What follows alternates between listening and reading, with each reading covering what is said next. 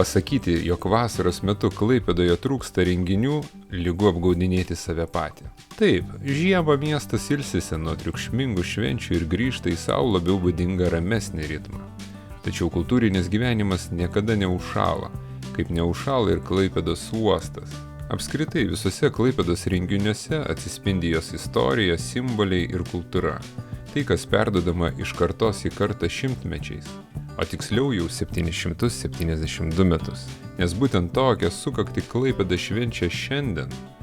Tad renginiai prasidėjo jau nuo ryto.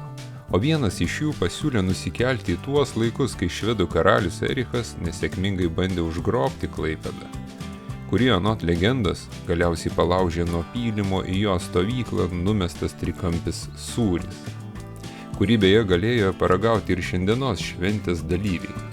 O karalius tą kartą pamanęs, jog apgultieji dar turi itin daug maisto atsargų ir pasiduoti nesiruošė, tad pasitraukė.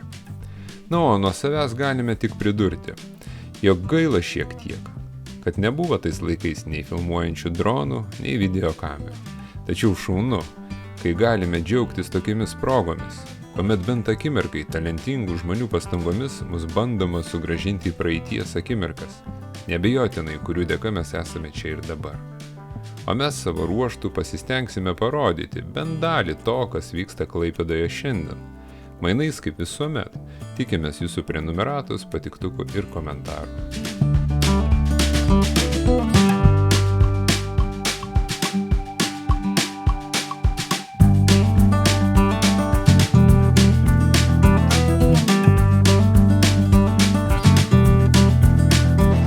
Paslaptis turi būti pridengta ir mes dar galim neskubėti šiek tiek.